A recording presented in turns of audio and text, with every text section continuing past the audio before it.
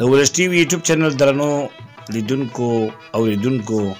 السلام علیکم ورحمت الله وبرکاته. قدرمنو دوستانو دا ځل مو ته په دې خبرونه کې چې د زاړی خبرونه ده نو د پښایورونو لپاره ترتیب کړی ده چې د هغې په ژبه باندې به تاسو ته د هغې هنرمندان یوه خوږه سندره په نشر رسوي. مخکې د سندرې نه به قدرمنو دوستانو یو لنډ شعر او یوه خوږه اتڼیزه نغمه چې د ډولو سورني سره وي همدغه پښایورونو به ترتیبوله او دوی به هغه خپل رسم و رواج مطابق په وادونو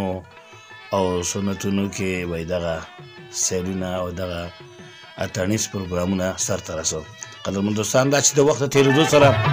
د هر څه تبدیل شو، حالات تغییر کړی دی او هغه محفلونه هغه خلکو هغه بیدار زړونه تکلیفونه اچول شوي دي د حالاتو د نزاکتونو د وجې نه او زموږ په دې وطن کې د بدترین ناورینونو له وجې نه د خلکو زړونه ستړي دي او تر دې دمه وده پاتې. نو موږ غواړو چې بېرته دغه وده زړونه ویښ کړو، بیدار شي، د وطن د ترقۍ او ابادۍ دپاره یې پام راوګرځي او هغه وده زړونه بېرته بیدار شي، د وطن د ابادۍ او ترقۍ دپاره راویښ شي او کارونه وکړي. ځکه چې اوس الحمدلله سوله راغلې ده او د سولې په فضا کې باید موږ د خپل وطن د ابادۍ او د ترقۍ دپاره کار وکړو. راځئ چې دغې د دور سوري نغمې ته غوږ کړو.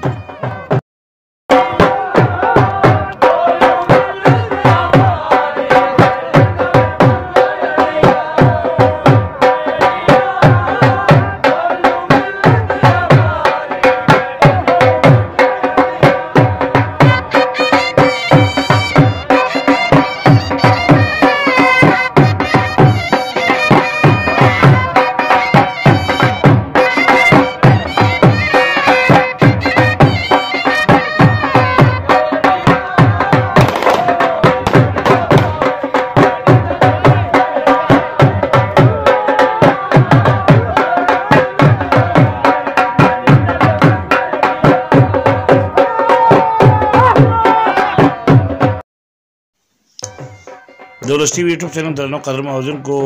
ستاسې پام راړو د پښایورونو هغه میداني سندرې ته چې دی په دې محفل کې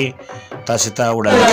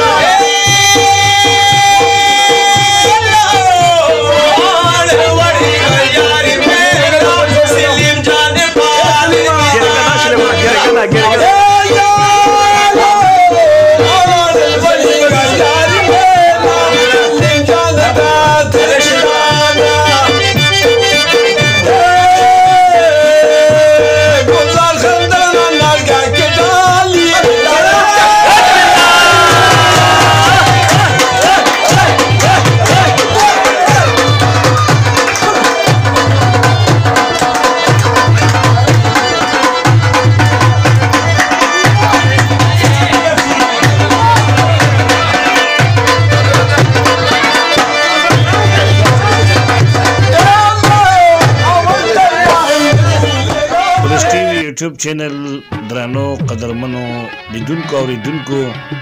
دا چې زموږ د پروګرام د پای شیبې دي نو تاسو سره په سټوډیو کې نشو پاتې کېدلی نو قدرمنو دوستانو چې بیا ستاسو په درانه خدمت کې د یوې بلې نوې خپرونې سره چې